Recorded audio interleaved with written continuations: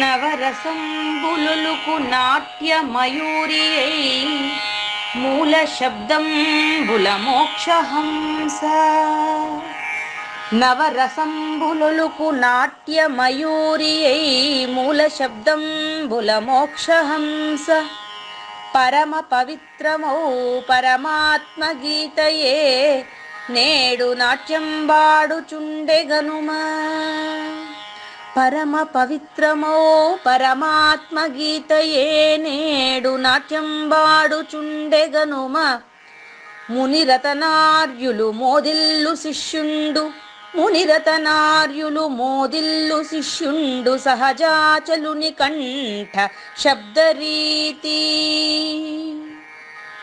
అజ్ఞానతిమిరంబులంతంబుజేయ అనాదిబోధను వినుము ఆర్యులార. అజ్ఞానతిమిరంబులంతంబుజేయ అనాదిబోధను వినుము ఆర్యులార. వినుము ఆర్యులార. తెలిపే జ్ఞానేశ్వరుల్ గీతన్ దివ్యరీతి. తెలిపే జ్ఞానేశ్వరుల్ గీతన్ దివ్యరీతి. ఆణిముత్యమీ గ్రంథము అచలులార. ఆణిముత్యమీ గ్రంథము అచలులార. ఆదరించిరి గీతను అచల ఋషులు గురుని వాక్కుగా గ్రహించి గురుతుగనుడు. ఆదరించిరి గీతను అచల ఋషులు గురుని వాక్కుగా గ్రహించి గురుతుగనుడు. హరి ఓం.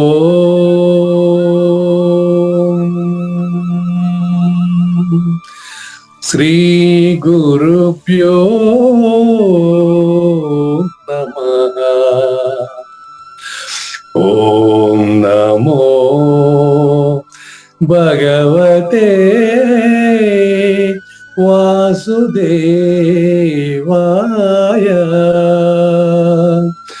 ఓం నమో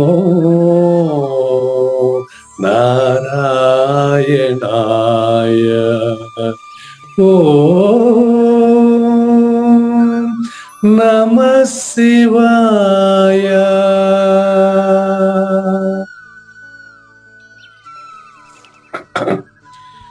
ఈ గీతా జ్ఞానగ్న కార్యక్రమం మొదలై నిన్నటికి 966 రోజులైందండి. ఈ రోజు 967 రోజు. ఈ గీతా జ్ఞానగ్న కార్యక్రమం సంకల్పించి నిర్వహిస్తున్న శ్రీ విద్యాసాగర్ గురువు గారికి, శ్రీ వెంకటేశ్వర గురువు గారికి శ్రోతలందరి తరపున ధన్యవాదాలు, వందనాలు.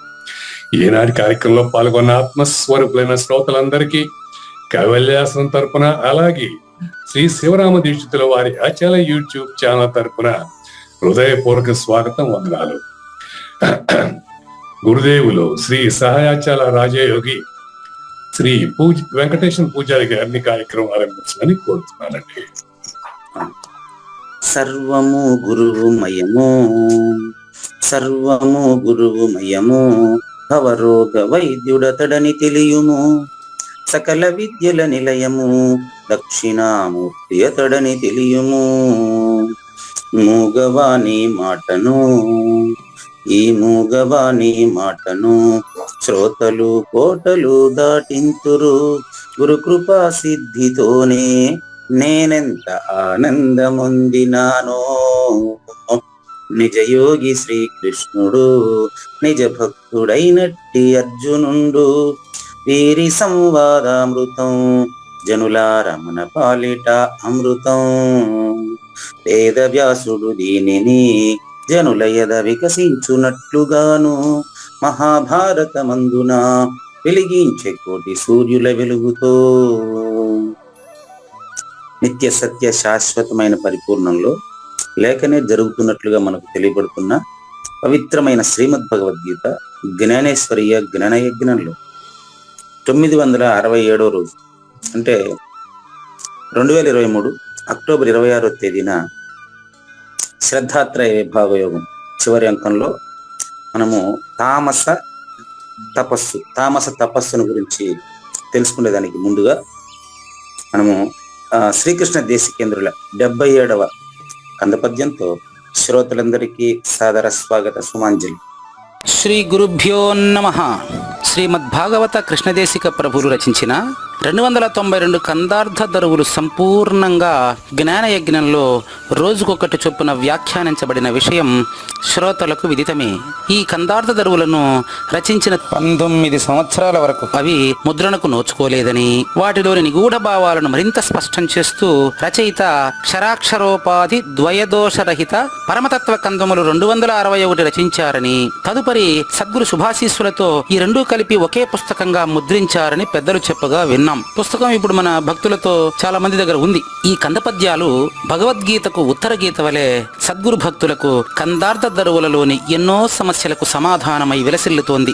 ఎంతో ఉపయోగకరమైనటువంటి ఈ కందపద్యాలను రోజుకు ఒక్కొక్కటి చొప్పున వివరించాలని అడిగిన ప్రత్యక్ష శ్రోతల కోరిక మేరకు జ్ఞానయజ్ఞంలో శ్రీకృష్ణ పరమాత్మ సందేశానికి ముందే ప్రతిరోజు కృష్ణ ప్రభువుల దర్శనం మహద్భాగ్యంగా భావిస్తూ ముందుకు వెళదామా? నీవే సుమి జీవ శివుల్, నీవే సుమి మేను జగము, నీవే సుమ్మి జీవ శివైక్యము, బయలున నీవు కలుగలేదు లేదు నీ మొదలెచటన్. ఎక్కడ కలగలేదు? నువ్వు బయలులో కలగలేదు. అది అడ కలలో కల కలిగినట్లు కలకే తెలుస్తుంది, మెలకువలో కలలేదు. సరే, గమనించండి. ఇక్కడ మనకు జీవుడన్నా శివుడన్నా ఏకమైనటువంటి పరిజ్ఞానం రానంత వరకు పరిపూర్ణ బోధ అర్థం కాదండి. ఎవరికైనా సరే, పూజారి సహా ఎవరికైనా కూడా జీవుడు శివుడు ఏకమేననేటటువంటి క్లారిటీ వస్తేనే భ్రాంతి తెలియబడుతుంది. అది అంతవరకు భ్రాంతి మరుపులో ఉంటది. జీవుడు శివుడు ఒకడే అంటే ఇక్కడ సృష్టికర్త నేను ఒకడన్నట్ట. ఖచ్చితంగా కన్ఫర్మ్. అది అది భ్రాంతి 2 రకాలండి. నాగేశ్వర ప్రసాద్ గారు మరుపు. నాగేశ్వర ప్రసాద్ గారు ఇప్పుడు జాగ్రత్తలో మాత్రమే నిజమనుకుంటాడు, కలలో దాన్ని నిజమనుకుంటాడు, నిద్రలో ఏమీ తెలియకుండా ఉంటాడండి. అందుకని నాగేశ్వర ప్రసాద్ గారు మరుపు. దేనికి అది నిజంగా అనుకోవడం అవిద్య, అజ్ఞానం అండి. కానీ ఇక్కడ చిన్న సందేహం గురువు గారు. ఇప్పుడు నేను శివుడు ఒకటే అంటే సృష్టికర్త నేను అనుకునే బదులు నేను లేను సృష్టికర్త ఒక ఈశ్వరుడే ఉన్నాడని ఎందుకు అనుకోకూడదు? అదేనండి, నువ్వు లేవని ఎట్లా చెప్తావు? దేంతో చెప్తాండావు? దేహంతోనే కదండి. శివుడు నేనేప్పుడు నేను ఎక్కడ ఉంటాను ఇక? లేదండి, మీరిద్దరు ఒకటేనండి. ఒకటే అయినప్పుడు నేను ఆయనలో బ్రిడ్జ్ అయిన అనుకున్నాను. అప్పుడు నేను అక్కడ నా ఐడెంటిటీ ఉండదు కదా గురువు గారు. కాదండి, విచారణ అట్లా కుదరదండి. చూపిస్తా. మీరు ఆ శివుడిని తెలుసుకుంటా ఉండేది దేంతో? నా యొక్క వారిచ్చినటువంటి ఎరుకతోనే, దేవుడిచ్చిన ఎరుకతోనే. అంటే ఎరుకే శివుడు, ఎరుకే జీవుడు. గమనించండి, మట్టి కుండగా మారినా మట్టిగా ఉన్నప్పటికీ మట్టి మట్టే. శూన్యము నాగేశ్వర ప్రసాద్ అయినంత మాత్రాన శూన్యం కాకుండా పోదండి. పూజారి వెంకటేశంగా మార్పు చెందినంత మాత్రాన శూన్యం కాకుండా పోదండి.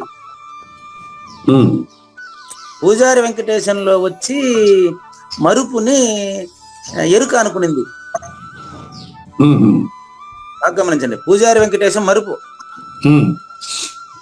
పూజారి వెంకటేశంలో ఉండే మరుపు గురుముఖంగా విచారించి సాంఖ్యాన్ని పరిశీలిస్తే సమ్యక్ ఖ్యాయతే ఇది సాంఖ్య.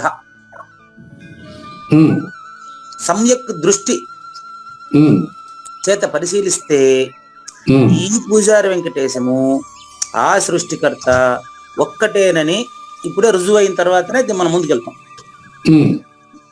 పూజారి వెంకటేశము సృష్టికర్త ఒకడే ఎట్టవుతారంటే, సృష్టికర్త అంటే పుట్టించేవాడని అర్థం కదా. ఆ, పుట్టేవాడు అనే అర్థం కూడాను. ఆహా. అది కూడా చూపిస్తాను. పుట్టించేవాడు అనుకునేది మరుపు, ఉమ్, పుట్టేవాడే అనుకునేది ఎరుక. ఉమ్, చెప్తానండి. పుట్టించేవాడు నాకంటే వేరే ఎక్కడో ఉన్నాడంటే మన ఆయన వస్తాడు. ఉమ్, ఇప్పుడు ఆయన బ్రహ్మ, ఉమ్, లేకుంటే అమ్మగారికి నేను జన్మించాను కాబట్టి ఆవిడ బ్రహ్మ. ఉమ్, ఇట్లా అనుకుంటే మరి ఇప్పుడు నేను కూడా నాకు కన్నాను కదా బిడ్డని, ఉమ్, మరి నా వల్లే కదా ఇప్పుడు నా బిడ్డ. ఉమ్, నేను బ్రహ్మ ఎందుకు కాదండి? ఉమ్, ఉమ్, ఎందుకు కాదు చూడండి. ఆ, నా కుటుంబాన్ని నేను పరిపాలిస్తున్నాను, ఆ, మరి విశ్వాన్ని ఆయన పరిపాలిస్తున్నాడు. ఆయన ఏడున్నాడు చూద్దాం ఒకసారి. ఉమ్, విశ్వాన్ని నేను పరిపాలిస్తున్నాను, ఉమ్, నా కుటుంబాన్ని నేనే పరిపాలిస్తున్నాడు, నేను ఎందుకు కాదు చూడండి. ఓకే. ఆ, ఉమ్, ప్రూఫ్ చూపిస్తాను. ఉమ్, విచారించుకొని వెళ్ళినప్పుడు నాకు మూలం విచారిస్తే పరిపూర్ణంలో మాత్రమే నాకు మూలం లేదు, ఉమ్, ఎరుకలో నాకు మూలం ఉంది. ఉమ్, ఎరుకలో నాకుండేటువంటి మూలమే ఆకాశం అండి. ఆకాశానికి మించి మూలం నాకు కనపడదండి. ఉమ్, ఆకాశం తర్వాత మూలం వెతికితే కనపడలేదు. అందుకని మూలము లేని గుర్తెరిగే శరీరము అన్నారు దీన్ని. ఉమ్, కాబట్టి జీవ శివులు, జీవుడన్నా శివుడన్నా ఈ అబద్ధపు గుర్తే, నిజం కాదు. ఉమ్, ఎందుకు అబద్ధపు గుర్తు అంటున్నానంటే, అబద్ధపు గుర్తు ఒకటి నిజం గుర్తు ఒకటి రెండు ఉన్నాయా అని మీరు అడగవచ్చు. ఉమ్, రెండు లేవండి. ఉమ్, అబద్ధపు గుర్తు అని ఎందుకు చెప్పాల్సి వచ్చిందంటే, అబద్ధాన్ని పట్టుకొని మనం నిజమని భ్రమించాం, ఉమ్, అందుకని అబద్ధపు గుర్తు అని చెప్పాల్సి వచ్చింది. నీవే సుమి జీవ శివుల్, ఒకే పదంలో జీవుడిని శివుడిని ఇద్దరిని పెట్టాడు అంటే ఆయన దాని అర్థం ఏంటంటే, ఉమ్, మట్టి ఎన్ని కుండలుగా మారినప్పటికీ మట్టి స్వభావం పోతుందా? జీవరాశులు 84 లక్షల జీవరాశులు ఉన్నప్పటికీ వీటన్నిటిలో ఉండేది ఆకాశ తత్వం ఒక్కటేనా వేరా? అది కరెక్ట్ గురుగారు, అది కాదనలేదు. ఉమ్, అదే అది అది నీవే సుమి జీవ శివుల్, నీవే సుమి మేను జగము. మేను అంటే వ్యష్టి శరీరం, ఉమ్, జగము అంటే సమిష్టి ప్రకృతి శరీరం. ఉమ్, ప్రకృతి పురుషుడు అక్కడైతే, ఉమ్, నాగేశ్వర ప్రసాద్లో అయితే జీవుడు శివుడు. ఉమ్, ఇక్కడ జీవుడే అక్కడ శివుడు, ఇక్కడ శరీరమే అక్కడ ప్రకృతి. ఇక్కడ అక్కడ అని మాట్లాడడం మీకు అవగాహన కొరకే తప్ప రెండు ఒక్కటే. ఉమ్, దీనికి మన పుత్రికలో క్లారిటీ ఇస్తాడండి. ఏమంటాడంటే, ఆకాశం జ్ఞానమయీం కృత్వ మనఃకృత్వ నిరాస్పదం. ఉమ్, ఇది మీకు నాకు ఫస్ట్ లో మీరు సూచన చేసింది ఇదే. ఉమ్, నేను ఈశ్వరుడు అనుకున్నప్పుడు నాగేశ్వర ప్రసాద్ ఇంక ఉండడు కదండి అని మీరు చెప్పారు. ఉమ్, అది మీ అవగాహనకు సంతోషమే. ఉమ్. కానీ 10 మందికి కనిపిస్తా ఉండేది నాగేశ్వర ప్రసాదే. కానీ ఇప్పుడు దీన్ని నాస్తికత్వం కింద వస్తుందిగా, అప్పుడు ఇలా మాట్లాడితే మనం ఎట్లా వస్తుంది చెప్పండి? మరి ఈ సృష్టికర్త నేను శివుడు లేడు అంటే మరి నాస్తికత్వం వస్తుంది, దేవుడు లేడనేది వస్తుంది కదా అక్కడ. ఇప్పుడు ఇంతసేపు ఎంత టైం ఇప్పుడు అంటే 12 నిమిషాల్లో ఎక్కడ దేవుడు లేడనే పదం నేను వాడలేదండి. మరి దేవుడు ఎక్కడ ఉన్నట్టు? అవి చెప్తాను, అది మళ్ళీ ముందు నీ గురించి చూడు. ఉమ్, నేను ఇంతవరకు దేవుడు లేడనే మాట ఎక్కడ ఉపయోగించేది 12 నిమిషాలు అయింది ఇప్పుడు. అదే గురుగారు. ఉమ్, అది చెప్పండి. మీరు అనుకుంటున్నారు అట్లా వస్తుందేమో అని మీ అవగాహన. అది ఉమ్, అది నాగేశ్వర ప్రసాద్ గారి అవగాహన అంతే. ఉమ్, ఇక్కడ దేవుడు లేడనేటువంటి ప్రసక్తి ఎక్కడ తేలేదండి. ఉమ్, అయితే దేవుడు ఎవరు అని క్వశ్చన్ చేసినప్పుడు ఉమ్, దానికి అనుబంధంగా నువ్వెవరు అనే క్వశ్చన్ వేసుకోవాలి. నేనెవరు? ఓకే. దేవుడు ఎవరు అనే క్వశ్చన్ ముందు ఇప్పుడు వేశారట కాదు, వేయాల్సింది ఫస్ట్ దేవుడిని తెలుసుకునేది నేనెవరు.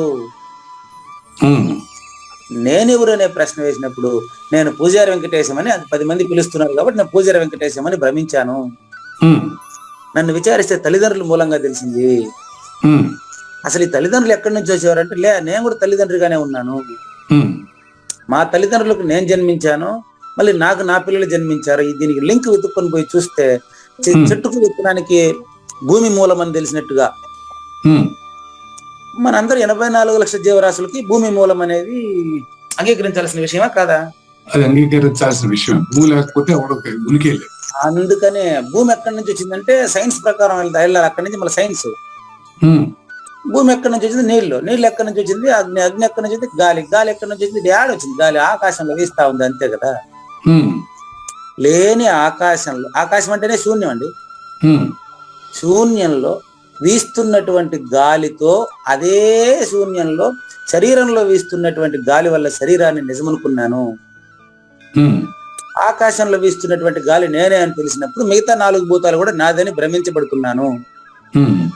విచారిస్తే ఈ 432 కోట్ల సంవత్సరాల కళలో 232 కోట్ల సంవత్సరాలు కళ గడిచిపోయి ఉండదు. దాన్ని బట్టి చూస్తే ఇదంతా కూడా వ్యష్టి సమిష్టిల కళ. సమిష్టి కళను సురస్వప్నము అంటారు, వ్యష్టి కళను నరస్వప్నము అంటారు. ఇదంతా కూడా కళలో కళలాగా వ్యష్టి కళ సమిష్టి కళ అని 2 లేవు. అది కళ ఇది కళ, 2 కళను కంటా ఉండేది నేనే. అనవసరంగా నాకు దేవుడు ఎక్కడో ఉన్నాడు అనుకున్నాను. మళ్ళీ గమనించండి, దేవుడు ఎక్కడో ఉన్నాడు అనుకున్నాను. సృష్టికి సంబంధించిన దేవుడు నేనే, అయితే ఇది డూప్లికేట్. అది చెప్తాను. అంటే సృష్టికి సంబంధించిన నేను డూప్లికేట్ అండి. ఎందుకని? నేనుంటే సృష్టి ఉంటది, నేను లేకపోతే సృష్టి ఉండదు. అది కరెక్ట్. ఇప్పుడు చూడండి, దేవుడు ఉన్నాడని ప్రతిపాదిస్తానా లేదని ప్రతిపాదిస్తానా గమనించండి. నెక్స్ట్ టైం నేను ఇంతవరకు ఎక్కడ దేవుడు లేడని చెప్పలేదు, బాగా గుర్తుపెట్టుకోండి. దేవుడు లేడని చెప్తే నాస్తికత్వం కిందకి వస్తుంది. వాస్తవమే, దేవుడు లేడని మాట చెప్పలేదండి. దేవుడిని నిజ దైవాన్ని ఇదే 77వ పద్యంలో ప్రతిపాదన చేస్తారండి గురువు గారు. అయితే పూజల్లో కూడా ఇప్పుడు ఆ గురువుని పూజించేటప్పుడు నువ్వు ఇంతటి వాడు అంతటి వాడు ఇంతటి వాడు చెప్తా ఉంటారు కదా. అవును, ఆ దేవుడికి నిజమైన అర్థం తెలియదు మనకు. అసలు గురువుని పూజించేటప్పుడు కూడా ఇవి విన్నాను ఎక్కడ ఉన్నాయి. ఏమని? సృష్టి చక్రానికి పూజ ఎక్కడో కాదు. అనుభవానంద స్వామి సందర్భాలు గేయంగా ఈ క్లాస్ లో పూర్తయింది కదా. కార్తీక పౌర్ణమికి నవంబర్లో విడుదల కాబోతుంది కదా. ఆయన సృష్టి చక్రానికే పూజ్యుడు అండి దేవుడు. సృష్టి చక్రానికి పూజ్యుడైన దేవుడు సృష్టి కంటే వేరే ఉండాలి, సృష్టికి సంబంధపడకుండా ఉంటాడు. ఆయన్ని దేవుడు అని చెప్పాలి. అంతేగాని సృష్టికి సంబంధించినటువంటిది మీరు లేకపోతే నేను, సృష్టికి అతీతంగా ఉండేదే దేవుడు. ఎట్లా చూడండి, జీవుడు అంటే నాగేశ్వర ప్రసాద్ లేకపోతే పూజారి వెంకటేశము, శివుడు అంటే ఇది పూజారి వెంకటేశం అనేది కార్యం అండి,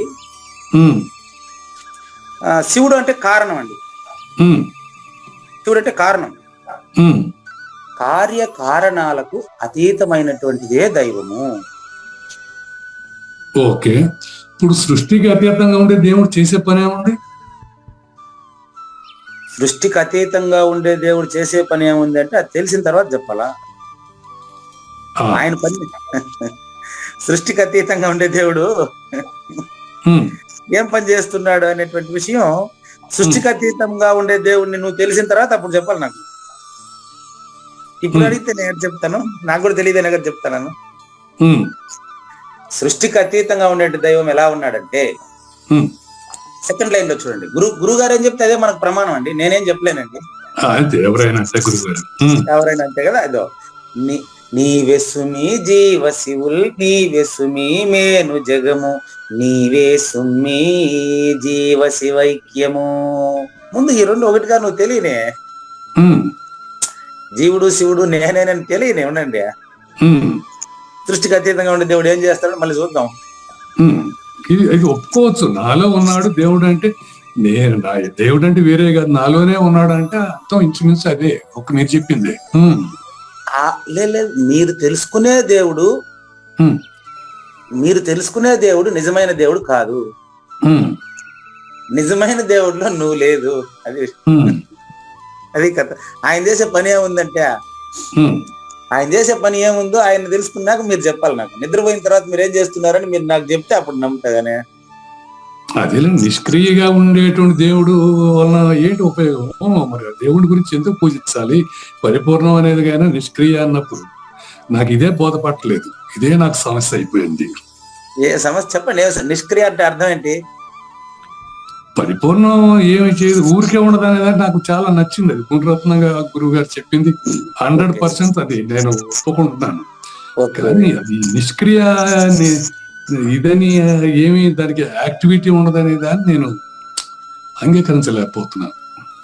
సృష్టికి అతీతమైన దేవుడు కూడా ఏదో యాక్టివిటీ ఉంటుంది. యాక్టివిటీ లేనప్పుడు ఊరికే ఉండి ఉపయోగం. అదేనండి, అంగీకరించలేకుండా పోయేది నాగేశ్వర ప్రసాద్. మీరు అంగీకరించాల్సిన అవసరం లేదు నాకు, ఎందుకంటే మీరే ప్రూఫ్. నాకు మీరు ఏదైతే అడుగుతున్నారో, మీరు అడుగుతున్నా ఉండేదానికి సరైనటువంటి నాకు ప్రూఫ్ మీలోనే ఉంది. మీకు నిర్ధారణ అయింది, నాకు నిర్ధారణ కాలేదు గురువు గారు. అట్టగా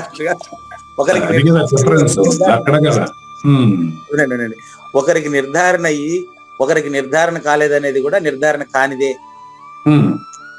నాకు నిర్ధారణ అయినట్టు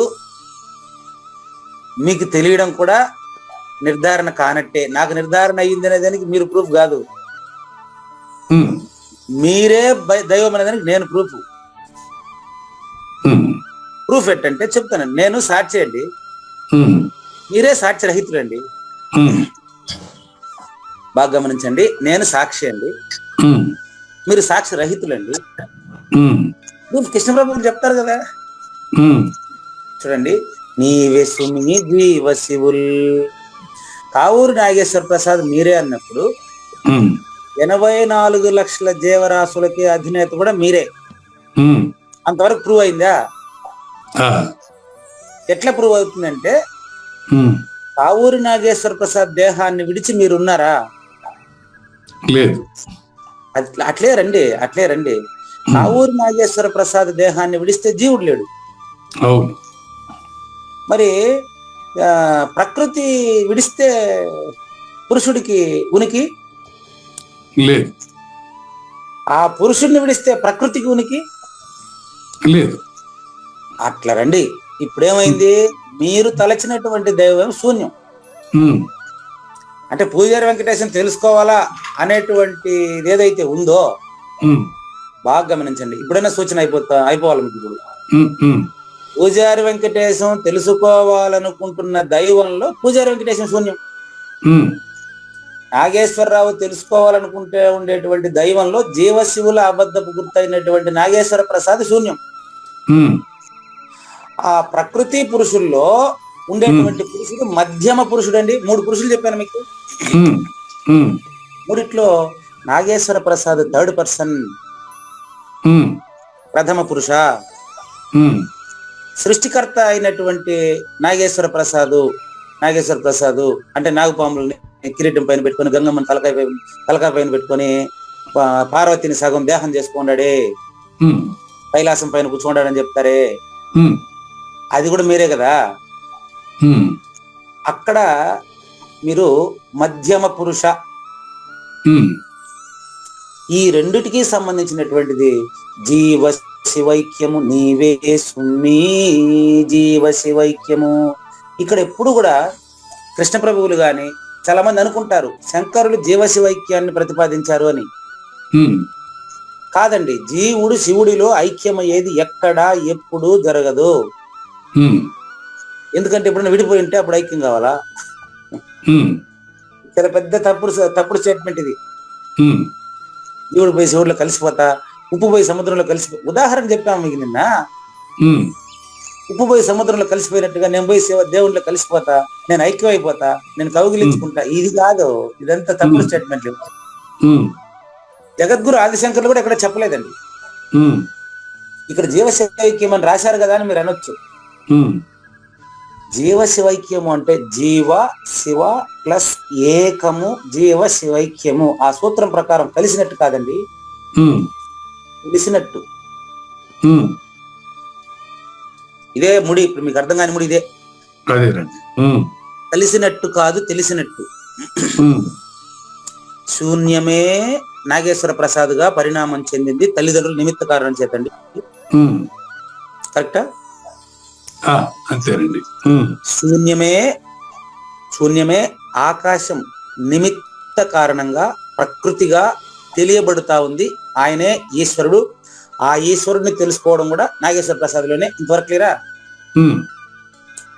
ఈ జీవుడు అనే నాగేశ్వర ప్రసాద్ గాని, శివుడు అనే ప్రకృతి పురుషుడు గాని కొత్తగా ఇప్పుడు ఐక్యం చెంది మిమ్మల్ని ఎత్తిపోయినాను. ఇప్పుడు శివుడు ఐక్యం చేసినానా? మీరే శివుడు నిరూపించానా? నేనే శివుడని చెప్తున్నారు మీరు. నేను చెప్పడం కాదు, మీకు నిరూపణ అయిందా లేదా? అది కావాలి. నేనే అనుకుంటే నేను లేదని నాకు అర్థమైందల్లా నేను లేనని.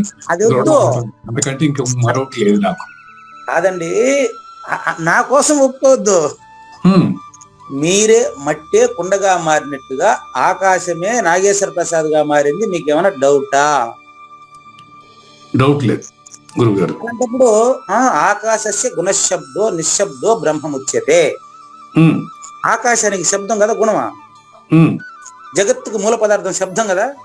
అవును. మరి శబ్దము అంటే శబ్దము తర్వాత దాని అర్థం. శబ్దము పార్వతి అండి, దాని అర్థం పరమేశ్వరుడు అండి. అర్ధనారీశ్వరుడు అంటే మీకు ఆ శివుడి నుంచి పార్వతిని విడగొట్టి కలిపి చూపించడం కాదు కదా. రెండింటిని ఒకటి కలిపి పెట్టారు. బొమ్మ ఎందుకు అలా కలిపి పెట్టారు తెలుసా? నీ శరీరము స్త్రీ, శబ్దము స్త్రీ అండి, అందులో ఉండే అర్థమే పురుషుడండి. ఆ సూచన ప్రకారం నీవే శివైక్యము అంటే అర్థం ఏంటంటే శివుడైనా జీవుడైనా నువ్వే ఎప్పటికీ ఎప్పటికీ ఎప్పటికీ కలుసుట విడిపోవుట ఎరుక. బాగా గమనించండి, కలుసుట విడిపోవుట అని తెలిస్తే మరుపు, కలవడం విడిపోవడం లేదు, మొత్తం భ్రాంతి. ఆకాశమే ఈ విధంగా పరిణామం చెందినట్టు భ్రాంతి చెందింది అని తెలిస్తే దాన్ని ఎరుక అంటారు. ఇప్పుడు నేను జీవుని ఎత్తిపోయి శివుడు ఐక్యం చేయలే. దీనికి అతీతమై ఉండేది గురు సూచన ఉండడం వల్ల ఆ సూచనతోనే మీకు దీన్ని బోధిస్తున్నా. దాని పక్కన ఉండేది దాన్ని నేను బోధించలే. ఇప్పుడు నిజదైవ ప్రతిపాదన జరుగుతుంది చూడండి, నిజదైవ ప్రతిపాదన జరుగుతుంది. నేను తెచ్చిచ్చేది కాదు అది. నీవే సుమీ జీవ శివుల్ నీవే సుమీ మేను జగము నీవే సుమీ జీవ శివైక్యము. ఇంతవరకు నాగేశ్వర ప్రసాద్ ప్రతిపాదన. పూజారి వెంకటేశమే జీవుడు, సృష్టి గురించి అంతా విచారించేది పూజారి వెంకటేశమే. అంటే వీడు శూన్య స్వరూపుడు. జీవుడు శివుడు అని ఇద్దరు లేరు, రెండు ఒక్కటే. ఐక్యము చేసి బోధించడం అయిందే తప్ప ఐక్యం కాలేదండి. ఐక్యంగా మీకు తెలపడమే తప్ప ఇది ఎత్తిపోయి మీరన్నా ఎప్పుడన్నా చూసినారా? ఎత్తిపోయి తనీగా మీకు తనీగా శివుడిని చూసి అందులో పోయి మీరు ఐక్యం అయితే ఏదైనా ఉందా పురాణాల్లో? తప్ప అలా ఉండదు. భావన మాత్రం, ఏదైనా భావన మాత్రమేగా. నేను లేదన్నా పరిపూర్ణం ఉందన్న భావన మాత్రమే. పరిపూర్ణ కథ పక్కన పెట్టండి. ఇప్పుడు మీ కథ చూడండి, పరిపూర్ణ కథ మనం చూసేది కాదు అది. వినండి, మీ కథే చూడండి. ఇప్పుడు కావూరి నాగేశ్వర ప్రసాదే జీవుడు, కావూరి నాగేశ్వర ప్రసాదే ఈశ్వరుడు. క్లియరా? చూసుకోండి. బయలునా, ఆ బయలునా అంటే పరిపూర్ణంలో అని అర్థం అండి. మాట్లాడండి పరిపూర్ణం గురించి. అది నిజ దైవం అండి. ఇది నాస్తిక సిద్ధాంతం కాదండి. జీవుడు శివుడు అనేటువంటి భ్రమ ఉన్న పరిపూర్ణంలో లేకనే తోచబడిందే తప్ప,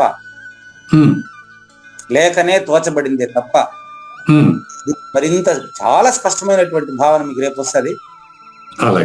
కందపద్యం, రేపటి కందపద్యం చాలా తప్పుడు ప్రచారంలో వ్యాఖ్యానాల్లో ఉండేది. జీవశివైక్యం లాగానే అది కూడా. జీవుడు పోయి శివుడు ఐక్యం చేసేది లేదండి. ఆ వాక్య విచారణ ద్వారా జీవుడు శివుడు ఒకటేనని తెలియబడుతుంది. ఎట్లంటే మహావాక్య 4 మహావాక్యాలను ఇప్పుడు మీకు ఉండే 4 నిమిషాల్లో కంప్లీట్ చేస్తానండి. మొదటి మహావాక్యం ప్రజ్ఞానం బ్రహ్మ అండి. ప్రజ్ఞానం బ్రహ్మ. ప్ర అంటే ప్రపంచంలో ఉండే ప్ర అనే అర్థం అండి. జ్ఞానము అంటే నాగేశ్వర ప్రసాదాలు గుర్తెరగబడతా ఉండే తెలివండి. బ్రహ్మం అంటే సృష్టికి కారణమైన బ్రహ్మం. ప్రజ్ఞానం బ్రహ్మ అంటే సృష్టికి కారణమైన పంచభూతాలతో తెలియబడుతున్న అబద్ధపు గుర్తే సృష్టికర్త అయిన బ్రహ్మము అని అర్థం అండి. నెంబర్ 2 అహం బ్రహ్మస్మి, అదే పూజారి వెంకటేశం అని అర్థం. నెంబర్ 3 తత్వమసి, తత్వమసి. అదే కావూరి నాగేశ్వర ప్రసాద్ అని అర్థం. నెంబర్ 4 అయమాత్మ బ్రహ్మ. అంటే ప్రకృతికి సంబంధించినటువంటి పంచభూతాలను గుర్తెరుగుతున్నటువంటి జ్ఞానమే ప్రజ్ఞానము. అదే సృష్టికి సంబంధించిన సృష్టికర్త బ్రహ్మము అని మహావాక్య వివేకం. నాలుగోది కొంచెం చెప్పండి గురుగారు. నాలుగోది అయమాత్మ బ్రహ్మ. అయమాత్మ బ్రహ్మ. ఓకే, దీన్ని ఎట్లా తీసుకోవాలి? అయం అంటే మన ఇద్దరిలో ఉండేటువంటిది ఒకటే ఆకాశం అని స్పష్టంగా తెలిసింది కదా, సృష్టికర్త అని తెలిసింది కదా. అదే సృష్టికర్త బ్రహ్మ, నిజ బ్రహ్మం కాదు. ఈ విషయం పరిపూర్ణ దర్శనంలో క్లారిటీగా ఇచ్చుంటారు. ప్రతి మహావాక్యానికి ఒక పద్యం ఇచ్చుండే. ఇప్పుడు అంత సమయం మనకు లేదు. చూడండి. కాబట్టి మనకు అయమాత్మ బ్రహ్మ అంటే కావూరి నాగేశ్వర ప్రసాద్లో గుర్తిరుగుతా ఉండేది, పూజారి వెంకటేశ్వర్లో గుర్తిరుగుతా ఉండేది ఒకే రకమైనటువంటి ఆకాశమే కదా. దీన్ని బట్టి సృష్టికి సంబంధించినటువంటి గుర్తు ఏదైతే ఉందో అది భ్రమరూపమైనటువంటి బ్రహ్మ. భ్రమ చెందినటువంటి వస్తువు ఏదైతే ఉందో అదే సృష్టికర్త గాని సృష్టికి అతీతంగా ఉండే నిజ దైవము కాదు. మరి ఇప్పుడు చూడండి, దైవ ప్రతిపాదన చూడండి. దేవుడు లేడు అనేది నాస్తిక సిద్ధాంతం. నేను ఎక్కడ ఆ మాట అనలేదు. ఎక్కడ బయలునా అంటే ఉన్న నిజ 4 మహావాక్యాల కంటే అతీతంగా. దీన్ని తేజోబిందు ఉపనిషత్తు నిషేధిస్తుందండి. ప్రజ్ఞాన వాక్య హీనాత్మ అహం బ్రహ్మస్మి వర్జిత. బట్టబయలు తెలిసిన తర్వాత,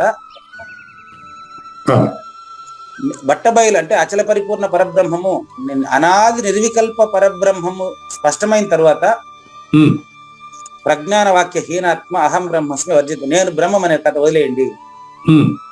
ఇది శృతి ప్రమాణ తేజోబిందు ఉపనిషత్తు గురించి మాట్లాడుతున్నాను నేను. శృతి ప్రమాణమేనండి. అదే విధంగానే తత్వమస్యాది హీనాత్మ అయమాత్మ అభావత. అంటే తత్వమసి, నువ్వు అదే ఉండవు, నేను ఇదే ఉండానని ఏదై ఉండవు, మనమంతా అబద్ధం గుర్తులే, ఆకాశ సంభూతాలే. ఆకాశాన్ని, శబ్దాన్ని గురించే మాట్లాడుతున్నాం కాబట్టి శబ్దానికి అతీతమైనటువంటి దాంట్లో మనం లేని వారమని గుర్తించాలి. అందుకనే చిట్ట చివరిగా అంటాడు, ఏషయో ఆత్మ సనాతన. అచల పరిపూర్ణ పరబ్రహ్మం అనేటువంటిది సనాతనం అనేది. అందులో అదే ఇది బయలున నీవు కలగలేదు లేదు నీ మొదలెచటన్. సచ్చిదానంద హీనోయం ఏషయో ఆత్మ సనాతన అంటే ఇదే అర్థం. తేజోబిందు ఉపనిషత్తు చెప్పేది ఇంతేనండి. ఈ మూడు సూత్రాలేనండి. సచ్చిదానంద హీనోయం ఏషయో ఆత్మ సనాతన అనేది ఇక్కడ చెల్లుతుందండి. సత్ అంటే సృష్టికర్త, సృష్టికి సంబంధించిన శక్తి. చిత్ అంటే నాగేశ్వర ప్రసాద్లో గుర్తిరుగుతున్నది. ఆనందము అంటే నేను నాగేశ్వర ప్రసాద్ మాత్రమే కాదు, నేనే సృష్టికర్తనని తెలిసే ఆనందమే సచ్చిదానందము. క్లియర్ గా ఉంది ఆన్సర్? సత్ చిత్ ఆనందము. సత్ అంటే సృష్టికి సంబంధించిన శక్తి. చిత్ అంటే కావూరి నాగేశ్వర ప్రసాద్లో గుర్తిరుగుతున్నది అదే. అంటే ఈ చిత్తులో సత్ ఉంది. దీన్నే చిత్వ దర్శనం, తత్వ దర్శనం అంటాడు రమణ మహర్షి. ఈ చిత్తుతోనే నేను సృష్టికర్తను అని ఆనందించే బదులు నేను సృష్టికర్తనని ఆనందిస్తే సృష్టికి రాకపోకలు ఉంది కదయ్యా. అందుకని సచ్చిదానంద హీనోయం. అక్కడ అయం చెప్పింది చూడండి. అయమాత్మ బ్రహ్మలో అయం వేరు. అయం అంటే ఇది అన్నిటికంటే దగ్గరగానే అర్థం. మంచి విశ్లేషణ. నాగేశ్వర ప్రసాద్ అన్నిటికంటే దగ్గరగా ఉండేది ఆకాశమే. ఆకాశాన్ని మించి నాగేశ్వర ప్రసాద్ మాట్లాడలేడు. అంతేనా కాదా? అంతేనండి. మరి అయమాత్మ బ్రహ్మలో అక్కడ చెప్పినటువంటి అయము సృష్టికి సంబంధించింది. కానీ ఇక్కడ సచ్చిదానంద హీనోయం అయం ఏషయో ఆత్మ సనాతన అంటే బయలునా అంటే ఉన్న అచల పరిపూర్ణంలో ఈ సృష్టి కలగలేదు. అది నిజ దైవము, నిత్య నిశ్శబ్దము, నిత్య నిరాకారము, నిరుపద్రవము, నిర్మలము, నిర్వికారము, నిరామయము, ములుగుచ్చ సందులేనిది, అంతటా ఒకే రకంగా నిండి నిబిడీకృతమై ఉండేది. కనుక ఇది చెప్పినటువంటి ఆయనే సద్గురువు. సాధనతో తెలిసే బోధ కాదు, సాధన లేని బోధ. అందు ఇందన రాక ఎందు చూసినా గాని సందు లేకనే ఉన్న సత్యమైన ఆ పదవి మీరు ముందుగా చూపించగా సద్గురు సందేహంబులు తీరగా. నీ వల్ల నాకు సందేహం లేపుతా ఉంది. మనుజులందరి నోట మరిదలంచిన పూర్ణము. మనుజులు పరిపూర్ణాన్ని తలుస్తారంతే, తెలుసుకోలేరు. మనుజులందరి నోట మరిదలంచిన పూర్ణము. అవును కాదనదు ఈ తనువు తనకు లేదు. బాగా గమనించండి. దేవుడు లేడు అంటే పరిపూర్ణంలో దేవుడు ప్రత్యేకంగా లేడు అని అర్థమే తప్ప ఇది నాస్తిక సిద్ధాంతం కాదు తండ్రి. పరిపూర్ణమే నిజ దైవము. అందు ఇందన రాక ఎందు చూసినా గాని సందు లేకనే ఉన్న సత్యమైన ఆ పదవి. మనుజులందరి నోట మరితలంచిన పూర్ణం. అవును కాదనదు ఈ తనువు తనకు లేదు. కనుగొంటే కనరానిది సద్గురు కదలక అంతటానున్నది. ఇది అంతటా నిగుడీకృతమై ఉంది కదండి బైలో. అందులో నీవు అంటే ఇక్కడ జీవుడైన నీవు గాని, శివుడైన నీవు గాని, సృష్టి గాని పయ్యలున నీవు కలగలేదు లేదు నీ మొదలెచటన్. నీకు అందులో మూలం లేదు. మూలమేమీ లేని నలుగో దేహము కీలు తెలిసి మీరు మెలుగా బోధించ కలల చిత్రం బాయను సద్గురు కాంక్షలన్నీ తీరెను. కాబట్టి తర్వాత మీకు రేపటి కంద పద్యాలు ఇంకా క్లారిటీ అయినటువంటి భావం వస్తుందండి. చూడండి, సంక్షిప్తంగా భావం అండి. జీవుడు గాను, ఈశ్వరుడు గాను, మేనుగాను, జగత్తు గాను మహావాక్యాలతో రుజువు కాబడినటువంటి ఈ యొక్క అఖండ ఎరుక సృష్టికర్త అయినటువంటి నువ్వు స్వతసిద్ధమైనటువంటి నిజదైవమైన పరిపూర్ణంలో లేవని రుజువైనది. అందులో సృష్టి అంటే నేను లేకపోతే నువ్వు ఎప్పుడూ పుట్టలేదు కనుక పరిపూర్ణమే నిజదైవము. అది ఎప్పుడు నేనని అహంకరించదు. అది అహం స్వరూపం అంతే. అది ఎప్పుడు కూడా నేనని అహంకరించదు. అది నువ్వే, అది మీరే.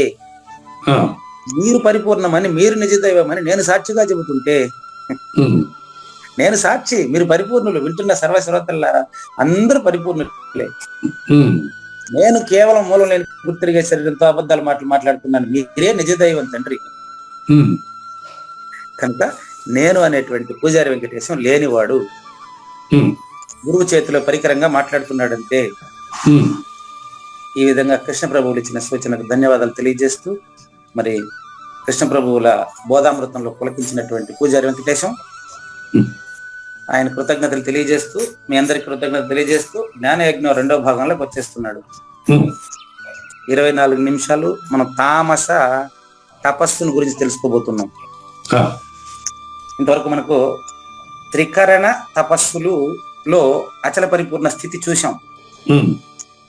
మనకు త్రివిధ యజ్ఞాలు చూసాం, త్రివిధ ఆహారాలు చూసాం, త్రివిధ యజ్ఞాలు చూసాం, త్రికరణ తపస్సులు చూసాం. త్రివిధ తపస్సుల్లో సాత్విక రాజస తపస్సులు చూస్తున్నాం. ఈరోజు తామస తపస్సు చూడబోయేదానికి ముందుగా చూడండి, 967వ రోజు ద్వితీయార్థంలో మనకు నిన్న మిగిలినటువంటి రాజస తపస్సు చూడండి. ఎప్పుడైతే రాజస తపస్సు చేసేటువంటి వారి యొక్క ప్రయత్నాలు విఫలమవుతాయండి. దుర్యోధనుడి ప్రయత్నం విఫలమైండ్లా, రావణాసుడి ప్రయత్నం విఫలమైండ్లా, హిరణ్యకశ్యపుడి ప్రయత్నం విఫలమైండ్లా. కోరికతో చేసే ఏ పని అయినా ఎప్పుడైనా విఫలమే అవుతుంది. చక్కనమాట. కోరికతో చేసే ఏ పని అయినా కూడా ఎప్పుడైనా విఫలం కావచ్చు కాదు, కంపల్సరీ. భయం ఉంటది లోపల వాడికి భయం. ఒకళ్ళు విజయం పొందితే ఒకళ్ళు అపజయం పొందుతారు కదా గురువు గారు. ఖచ్చితంగా భయం ఉంటుంది వాడిలో. ఎప్పటికీ నిత్య నిర్భయమే పరిపూర్ణం. మీరు విజయం తెచ్చారు కాబట్టి దానికి కూడా చెప్పేస్తా. విజయము అంటే ధర్మము అండి, అపజయము అంటే అధర్మము అండి. యుద్ధంలో ధర్మం జయించింది, అధర్మం ఓడిపోయిందండి. కానీ ఈ రెండిటికి కూడా ఎప్పుడు కూడా పరిపూర్ణం ఎప్పుడు ఏమి అందండి. సాత్వికుడు పరిపూర్ణుడుగా ప్రవర్తిస్తూ ఉంటాడు. అతనిలో విజయాపజయాలకు సంబంధించిన కాంక్ష ఉండదండి. సాత్విక తపస్వి అంటే అతనిలో జయాపజయాలకు అతీతంగా ఉండేవాడని అర్థం అండి. కాబట్టి ధర్మాధర్మాలంతా కూడా ఎరుకులోనే. కాబట్టి రాజస తపస్సులో స్థిరత్వం ఉండదు. సాధారణంగా ఆ సమయంలో ఆకాశమును వచ్చే మేఘాలు ఎట్లాగైతే బ్రహ్మాండం అంతా ప్రతిధ్వనించేటట్లుగా గర్జిస్తూ క్షణం సేపైనా ఆగి ఉండదు కదా. అట్లా రాజస తపస్సు కేవలము నిష్ఫలమైన వంధ్య వల్ల సిద్ధించింది. గుడ్రాలి బిడ్డ వంటిదే రాజస తపస్సు. అది వాడి భ్రమ అంతేనండి. ఆ దుర్యోధనుడి భ్రమ ఫలించిందే లేదు. అర్జునుడి భ్రమ ఫలించిందని వచ్చి మీరు నో, అర్జునుడు రాజ్యం కోసం కాదు యుద్ధం చేసింది. కర్తృత్వరహిత కర్మాచరణ. సమాజంలో ధర్మాన్ని నెలకొల్పడానికి గురువాజ్ఞ ప్రకారం కర్తృత్వరహిత కర్మాచరణ చేశాడు. విజయం దానికంతా అదే వస్తుంది. తస్మాత్ త్వముత్తిష్ఠ యశోల భస్వ జిత్వా శత్రున్ భుంక్ష్వ రాజ్యం సమృద్ధం నిమిత్త మాత్రం భవసవ్య సాచన అన్నాడు. అర్జున, నిమిత్త మాత్రం నీకు విజయం సంపాదించడం అది కాదు, ఫార్మాలిటీ అంతేనాయన. అధికారికంగా ప్రకటన జరిగిపోయింది, ధర్మానికే జయం. యతో ధర్మస్తతో జయ. ఎక్కడైతే ధర్మం ఉంటుందో అక్కడే జయిస్తుంది, ఎక్కడైతే కృష్ణుడు అక్కడ విజయం కన్ఫర్మ్. అది ఎప్పుడో అయిపోయింది. ఫార్మాలిటీ అంతే ఇదంతా. ధర్మానికి జయము అనేది ఎప్పటి నుంచో అది స్థిరం. అది మిగతా ఫార్మాలిటీ. కాబట్టి నిమిత్త మాత్రం నువ్వు యుద్ధం చేయాలంతే అని చెప్తే అప్పుడు కర్తృత్వరహిత కర్మాచరణగా ఒక నాటకంలో నటుడు ఎట్లాగైతే నటిస్తాడో ఆ విధంగా యుద్ధం జరిగింది అంతే. కాబట్టి ఆచరణలో పూర్తి కాదు. రాజస యజ్ఞం ఆచరణలో విజయం సాధించదు, అపజయమే పొందుతుంది. రాజస తపస్సు అండి వాడి. మన రావణాసుడు గానీ సక్సెస్ఫుల్ అవకాశం లేదు, ఖచ్చితంగా లేదండి. అవును, అదే అట్టుంటే ఇంకా తామస తపస్సుతో కూడి ఉంటే ఎట్టుంటుందో ఒకసారి చూడండి. నెక్స్ట్ తామస తపస్సు ఇహలోకంలో గాని పరలోకంలో గాని, ఇక్కడ ఇహంపరం అంటే చనిపోక ముందు గాని సచ్చిన తర్వాత గాని సద్గతులు అసలు లభించవు. మానవ జన్మ వస్తుందని చెప్పేదానికి లేదు అసలు లేదు.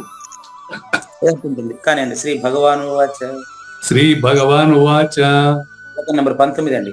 అదే మూఢగ్రాహేణ ఆత్మనో యత్పీడయా క్రియతే తపః పరస్యోత్సాదనార్థం వా తత్తామసముదాహృతం. ఉదాహృతం అంటే పేర్కొనబడినది. వరుసలో చెప్తున్నారు కానీ నిజానికి పూర్తి అజ్ఞానంతో కూడుకున్నదే ఈ యొక్క తపస్సు.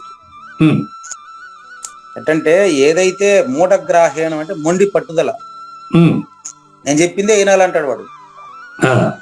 అది ధర్మాలు గాని అదేం ఆలోచించడు. ఇప్పుడు తాను చెప్పిందే వినాలంటాడు. నాయన నీ వల్ల ఇంకొకరికి బాధ కలుగుతుందమ్మా అని చెప్తే కూడా ఎంత నాకు తెలియదు, నేను రానంతే. ఎంత నాకు తెలియదు, నేను చేస్తానంతే. నాకొద్దు ఇప్పుడు నా దగ్గర రావద్దు అనుకోండి.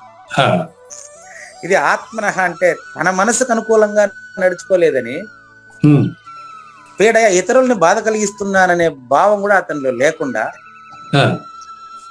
సరే నాయన నీకేం కావాలి చెప్పు, అవి నాకొద్దు, నా దగ్గర రావద్దు అంటే నా మాట్లాడద్దు.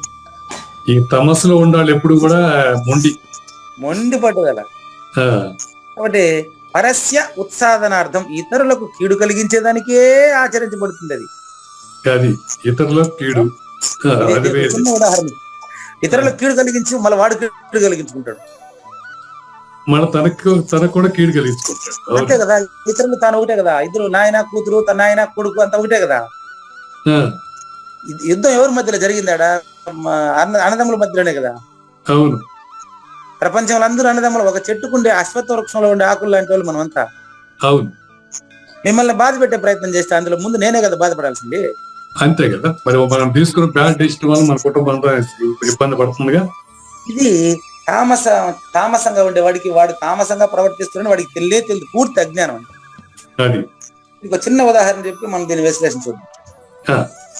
ఇద్దరు అన్నదమ్ములు తపస్సు చేసినారంట. వాళ్ళ ఇంట్లో ఒకటే గొడవలు ఇద్దరికి, నాకు ఎక్కువ కావాలని. వీడికి దేనికైనా మంచిది దేవునితో తపస్సు చేస్తే దండికి వస్తుంది అని చెప్పి వీళ్ళు చెరువు ఒక పక్క, ఒక కొండకి ఈ పక్క కూడా ఆ పక్క కూడా తపస్సు చేసినారండి. చూడండి, సరే ఇద్దరికి భగవంతుడు ప్రత్యక్షమైనాడంట.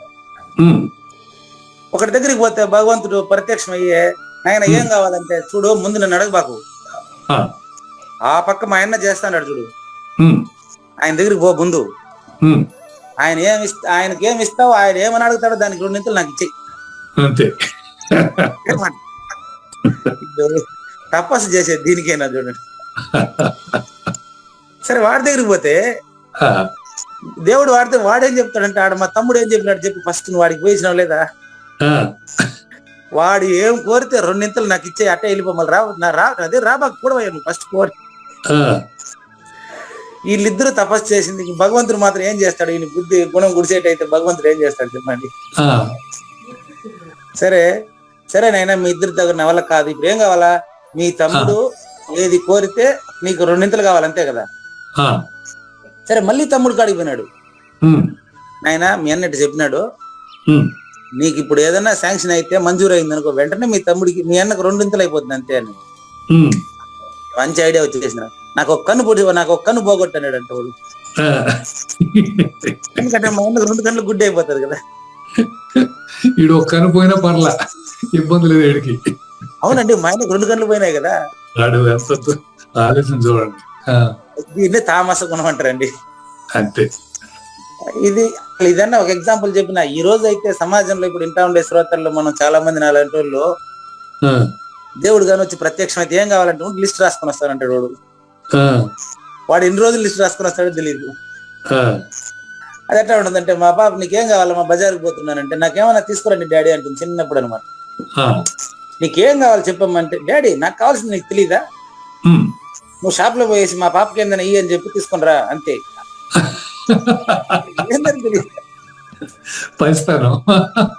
కాదండి. సరే నేను పోయి వచ్చి, డాడీ నాకేమైనా తెచ్చినవా లేదా, మా నీకేం కావాలి చెప్పమ్మా అంటే, ఏమైనా తెమ్మన్నాను కదా, మా నువ్వు అడిగేది షాప్ లో లేదమ్మా అటండి. ఆయన నువ్వు ఏం అడిగినావు షాప్ లో, మా పాపకి ఏదైనా ఇయ్యండి అని అడిగినాను, ఆడ ఏం లేదంట అని చెప్పినారు. ఏందన్నా అనే వస్తువే కనపడలేదమ్మా, నేను మొత్తం ఎతికినానని చెప్పినాను. అంటే అప్పటి నుంచి అయినా ఒక కోరిక, ఒక క్లారిటీ ఉండాలండి మనిషి. గుడ్డెద్దుతా ఉంటే అంటే చిన్నపిల్లల మనస్తత్వం కదా. అప్పుడైతే చిన్నపిల్లలు కాబట్టి తెలియదు అనుకోండి. ఏమండి, బాగా ఇంత వయసు వచ్చింది, పెళ్లి అయింది, పిల్లకాయలు అయినారు, మనకు 60-70 కూడా అవుతా ఉంది, ఇంకా కూడా బ్యాగ్ పోయేటప్పుడు ఖాళీ బ్యాగ్ ఎత్తుకుని వచ్చేటప్పుడు బ్యాగులో ఏం ఎత్తుకుని రావాలనే పద్ధతిలోనే ఉంటే ఎట్టండి. అది మారలే ఇంతవరకు కూడా. ఆహ్వాన పత్రిక అందిన వెంటనే ఖాళీ బ్యాగ్ రెడీగా ఉందిలే చూసుకుంటాడు, ఇక్కడ చూసుకుంటాడు వాడు. వాడు ఎందుకయ్యా బ్యాగు ఏందన్నా తెద్దామని వాడు ఏమి ఇచ్చినా వేసుకుంటాడు దాంట్లో. ఆ వస్తువు మనకు అవసరమా లేదా, ఆడవాళ్ళు ఇచ్చే వస్తువులను దాంట్లో వేసుకుని దిగెత్తుకొచ్చేస్తాడు, అది సంబరపడిపోతాడు. ఏం బతుకండి ఇది చెప్పండి. గుర్తుపెట్టుకోండి, చాలా ముఖ్యమైనటువంటి మాట. తామస గుణానికి ముఖ్యమైన గుర్తు చెప్పేస్తాను చూడండి. మన ఇంట్లో మనకు అవసరం లేకపోయినప్పటికీ, వాడుకలో లేనప్పటికీ ఎన్ని వస్తువులను అయితే ఉంచామో అదంతా ఆ వ్యక్తి యొక్క తామస గుణానికి గుర్తులు. చూసుకోండి ఒకసారి మన ఇంట్లో. ఇది 100% చూడండి, విత్ ఇంక్లూడింగ్ మై సెల్ఫ్. వాడుకోలేని వస్తువులు ఎన్నో, దాన్ని బయట పారాయలేము, ఇప్పటికి ఇవ్వము. అదే తామస గుణం. చూడండి తామసంగా ఇంకేంటి మరి. కాబట్టి ఇది తామస గుణానికి సంక్షిప్తమైన భావం అండి. తినబోతు రుచి ఎందుకులే ఆయన జ్ఞానేశ్వరి వర్ణిస్తారు. ఇక చూడండి నాయన, ఏ తపస్సులో అయితే దీనికి కూడా శుద్ధ పెడతాడండి.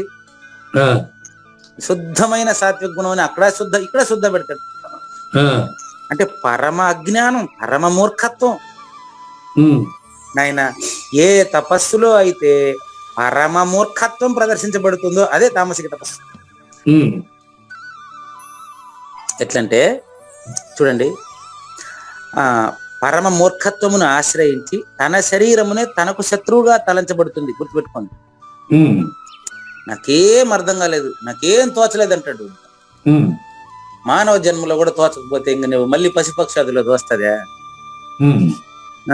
చూడండి, శరీరమునకు పంచాగ్ని తాపము, వాడి శరీరం ఎట్టుంటుంది తెలుసా? అప్పుడా ఇది అజ్ఞానంతో కోరికలు కోరేటప్పుడు అన్ని నాకే వచ్చా. అరే అన్ని అంటే ఎన్ని రాయవయ్యా, పేపర్లు రాయి. నీకు ఏం కావాలి అంటే పెద్ద ఉద్యోగం కావాలండి అంటాడు వాడు.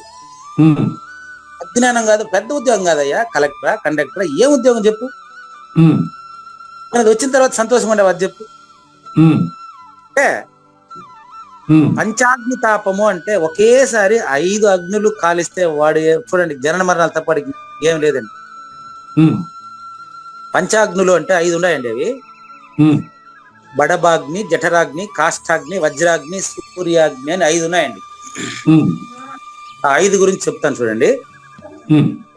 బడబాగ్ని అంటే సముద్రంలోనే ఉంటది. బడబాగ్ని సముద్రం, ఓకే. అది నోరు తెరిస్తే సముద్రం కనపడదు. ఇంకా అది సృష్టి ప్రళయం అప్పుడే దాని కథ. క్లియరా? బడబాగ్ని గాన నోరు తెరిచిందంటే సృష్టి మళ్ళీ అంతే, పోగాలం అంతే. మొత్తం సృష్టి ఎప్పుడైతే నాశనం అయింది అప్పుడు అది నోరు తెరుస్తుందండి, అప్పుడు వస్తుంది బడబాగ్ని. కాబట్టి 3 వాడి నాశనానికే వాడు పని చేస్తాడని అర్థం. అది బడబాగ్ని. జఠరాగ్ని ఇది మన కడుపులో ఉంటదండి. జఠరాగ్ని క్లియర్. జఠరాగ్ని అంటే ఏం చేస్తుందంటే ఆహారాన్ని జీర్ణం చేస్తుంది. జఠరాగ్ని అది ఆహారాన్ని జీర్ణం చేసేంత ఉంటే ప్రాబ్లం లేదు. అనవసరమైన ఆలోచనలతో మనసుని కలత చేసుకుని అన్ని నాకే కావాలని పరిగెత్తి సంపాదించి అన్ని సేకరించే ప్రయత్నం చేసినాం అనుకో, అగ్ని పెరిగి జ్వరం వచ్చేస్తుంది, శరీరానికి రోగాలు వచ్చేస్తాయి. ఎట్టంటే కాష్టాగ్ని పోలిక. మళ్ళీ కాష్టాగ్ని అంటే కాష్టం అంటే కట్టె అండి. కాష్టాగ్ని, ఓకే అండి. కట్టెలో అగ్ని ఉంది, ఆ కట్టె నాకు ఉపయోగపడుతుంది.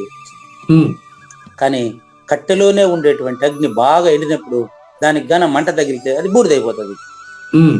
అదే బూడిదైపోతుంది. ఇది కాష్టాగ్ని అంటే నా శరీరానికి నేనే హాని కలిగించుకుంటాను అట్లా. నెక్స్ట్ వజ్రాగ్ని, ఇది ఇంద్రుని వజ్రాయుధంలో ఉంది అంటాడు. ఈ 2 బయట, ఈ 3 నా శరీరానికి సంబంధించి, ఈ 2 బయటికి సమిష్టికి సంబంధించిందండి. ఇంద్రుడు వజ్రాయుధం ఉంది కదా అని చెలరేగితే నిజదైవమైన శ్రీకృష్ణ పరమాత్మ దగ్గర ఇంద్రుడు కూడా విధేయుడేనండి. ఇంకా నేను పైకి రాలా, 5 అగ్నుల్ని ఎక్స్ప్లెయిన్ చేస్తున్నాను. అంతే, కిందికి రండి. ఒక 2 లైన్లేనండి విశ్లేషణలో 2 ఇక్కడే ఉండండి. పంచాగ్ని దగ్గర చెప్తున్నా అంతేనండి. ఇప్పుడు కాష్టాగ్ని అయింది, బడబాగ్ని, జఠరాగ్ని, 3, 4 చెప్తున్నారు. అది కొంచెం వజ్రాగ్ని, వజ్రాగ్ని, ఓకే. దేవేంద్రుడి వజ్రాయుధంలో ఉంటుందట. ఇది వజ్రాయుధంలో దేవతలు ఇచ్ఛాశక్తి, క్రియాశక్తి, జ్ఞానశక్తి, ఆదిశక్తి, పరాశక్తి, సృష్టికి సంబంధించిన శక్తి కూడా ప్రళయం వచ్చినప్పుడు సృష్టి పూర్తిగా లయమైపోతుందండి. కాబట్టి సృష్టికి సంబంధించినటువంటి జ్ఞానం నిజమైన జ్ఞానం కాదు, పరిపూర్ణ పరిజ్ఞానం నిజమైన పరిజ్ఞానం. నెక్స్ట్ సూర్యాగ్ని. సూర్యాగ్ని, ఓకే. సూర్యుడి దగ్గర గౌడిపోయినా కాలిపోతామా? అట్లా ఇదంతా కూడా పంచాగ్నుల చేత వాడి శరీరం తప్తమవుతూ ఉంటుంది. వాడికి నిజమేదో తెలియదు. లోపల నుంచి శరీరము సర్పం వల్ల కాలిపోతూ అగ్ని వల్ల వెలిగించబడుతూ అంత కోపం వచ్చి ఉంటది వాడికి. తలపైన గుగ్గిలము వెలిగించబడుతూ ఉంటది వాడికి, రగిలిపోతూ ఉంటాడు కోపంతో వాడు. ఇటువంటి తపస్సులు కూడా ఉన్నారా సమాజంలో? వీపుకి ముండ్లు గుచ్చబడతా ఉంటే ఎంత నొప్పి ఉంటుందో అంత బాధ అనుభవిస్తుంటాడు వాడు. పరిశ్రమలంతా మండుతా ఉంటే అగ్గిలో శరీరము కాల్చివేయబడతా ఉంటే అంత బాధ అనుభవిస్తాడు వాడు. ఫస్ట్ వాడే కళ్ళు ఎర్రగైపోయేది వాడికి, తపస్సు వాడికే. ఉచ్ఛ్వాస నిశ్వాసాలను బంధించి వ్యర్థంగా పస్తులుండి ఏదో సాధించాలని హఠయోగం పూనుతాడు.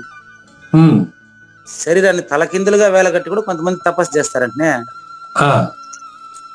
అట్లా ఇంకా శరీరాన్ని తలకిందులుగా వేలగట్టి సుగంధపు పొగపై నోరు వేలవైచి ధూమపానం చేస్తాడు వాడు.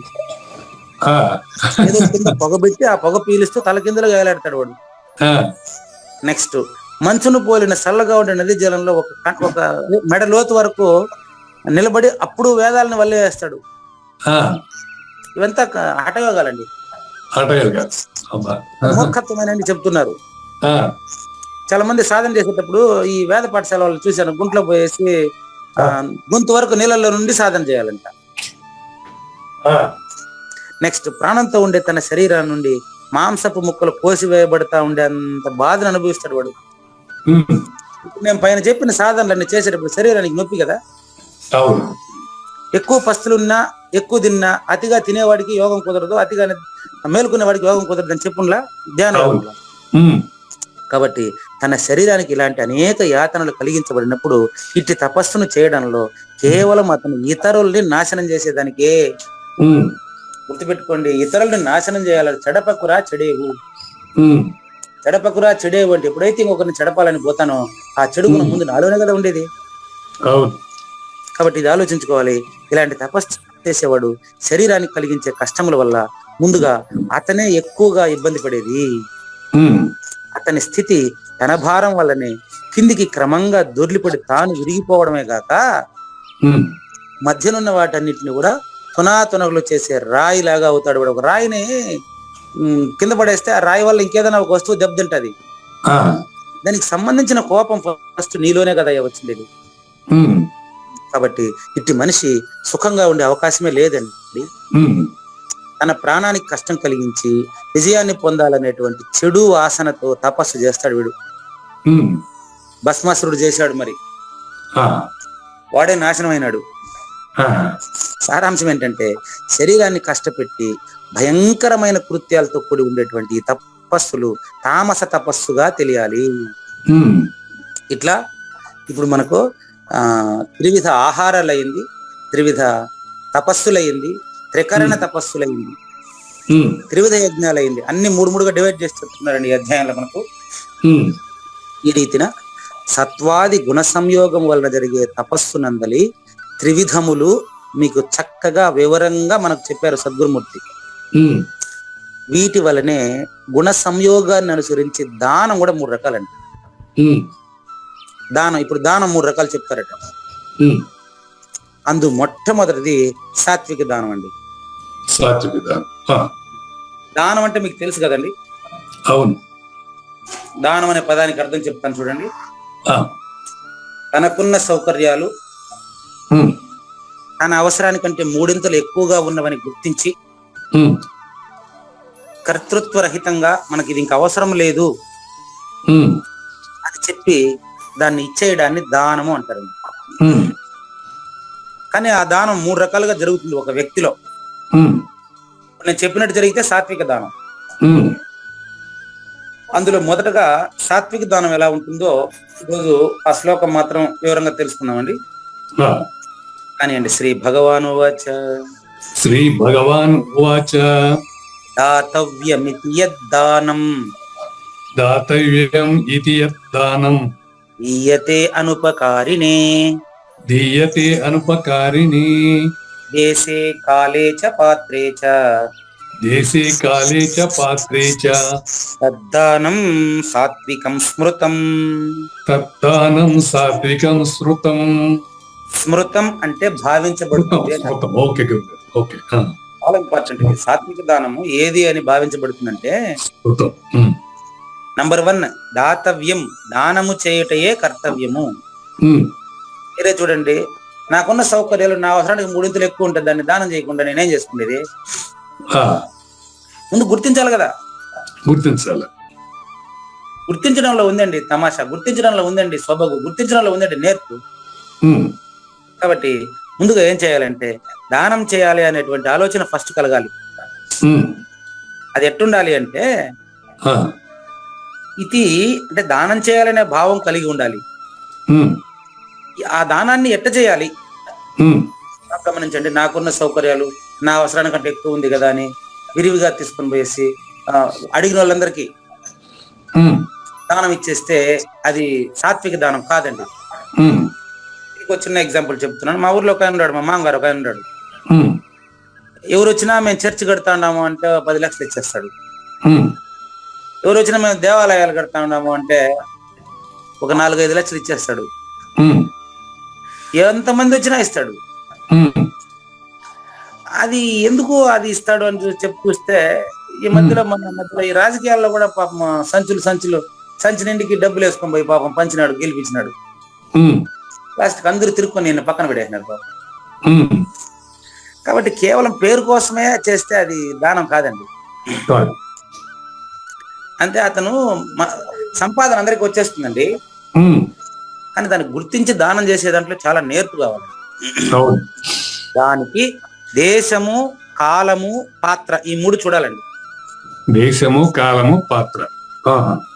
మీకంటే మీ అవసరానికంటే ఎక్కువగా 3 ఎక్కువగా ఉన్న దాన్ని ఎలా దానం చేయాలి? దేశము, కాలము, పాత్ర ఈ 3 అనుసరించి మాత్రమే చేయాలండి. అంటే అక్కడ ఇవ్వకూడదండి డబ్బులు, ఎక్స్ట్రా ఉండే డబ్బులను కూడా. అదేనండి, ఊరికంటే వాళ్ళకి ఇవ్వకూడదు.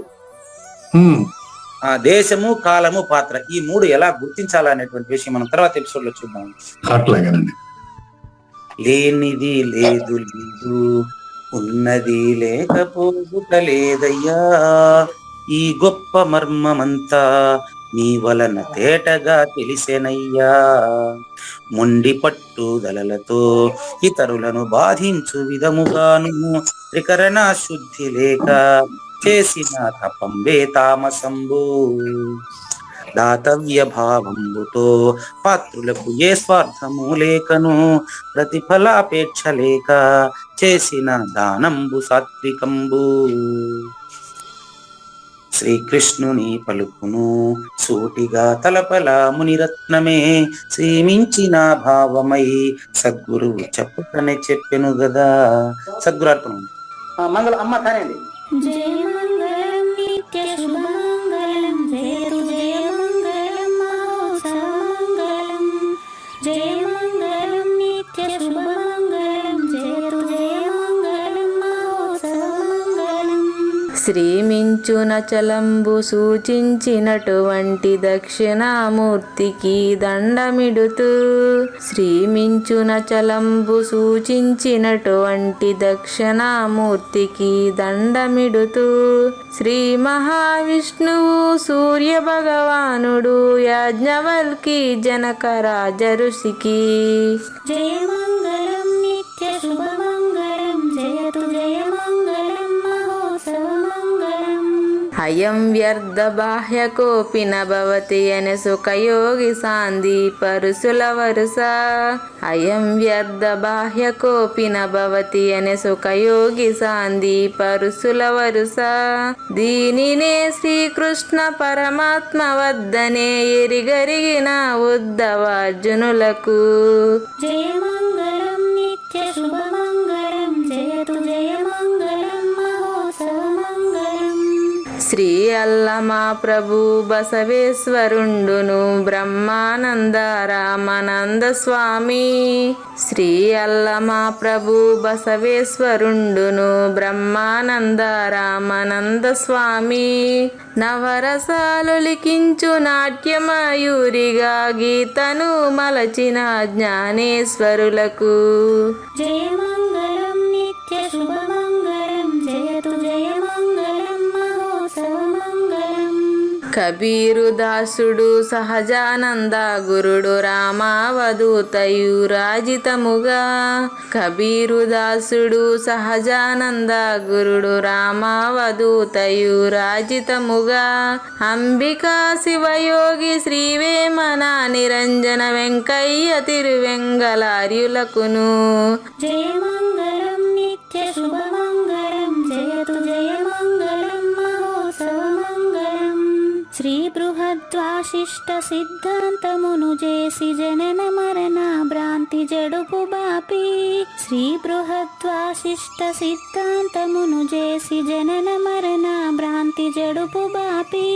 అచల సాంప్రదాయమవనిలో నెలకొలిపి అందించినట్టి శివరాములకును. జయ మంగళం నిత్య శుభమంగళం, జయతు జయ మంగళం మహోత్సవమంగళం. మెప్పైన బోధల తిప్పలు బాపిన అప్పయ్య మంత్రియు అచల గురులు. మెప్పైన బోధల తిప్పలు బాపిన అప్పయ్య మంత్రియు అచల గురులు. పరశురామ సీతారామ స్వామి ప్రభులు నరసింహయోగి గురువర్యులకును. జయమంగళం నిత్య శుభమంగళం జయతు జయమంగళం మహోత్సవమంగళం. కందార్థముల నందించి బృందముకు రంది పాపిన కృష్ణ ప్రభువునకును. కందార్థముల నందించి బృందముకు రంది బాపిన కృష్ణ ప్రభువునకును. పలుకులా కందనిది పరబయలు ఇది అని పలికిన ఫీల్కాన లక్ష్మణునకు. జయమంగళం నిత్య శుభమంగళం జయతు జయమంగళం మహోత్సవమంగళం. ఫీల్కాన లక్ష్మణుల ప్రియ శిష్యవర్యుండు అవధూతయని పేరావనియందు. ఫీల్కాన లక్ష్మణుల ప్రియ శిష్యవర్యుండు అవధూతయని పేరావనియందు. పాఠాలు నేర్పించి పీఠాలు ఏర్పరచి శంఖబాపిన వెంకటేశ్వర అవధూతకు. జయమంగళం నిత్య శుభమంగళం జయతు జయమంగళం మహోత్సవమంగళం. బట్టబయలున ఎరుక పుట్టనే లేదని బాలాజీ సింగు ఈ కీలు తెలిపే.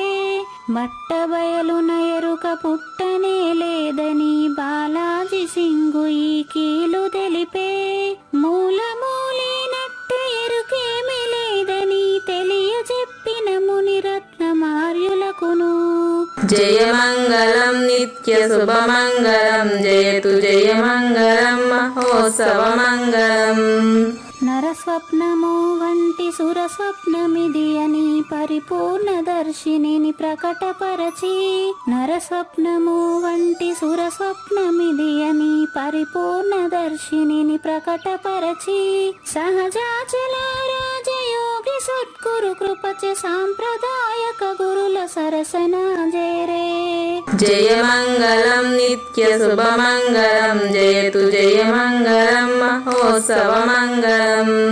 నిష్కల్మషానంద నిజ గురుని శిష్యుండు లింగమూర్తి లిపిని పొందుపరచి. నిష్కల్మషానంద నిజ గురుని శిష్యుండు లింగమూర్తి లిపిని పొందుపరచి.